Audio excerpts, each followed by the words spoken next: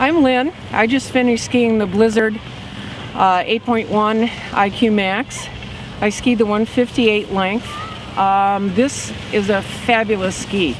I would love to just take this home with me and ski on it forever.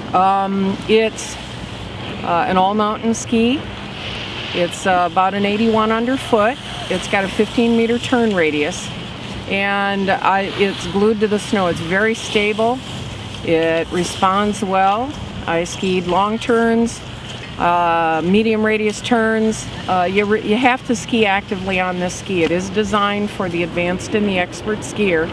If you like to ski actively, if you like to ski a ski, I think you would very much enjoy the ski. I give it a 4 out of 4 out of 5 stars.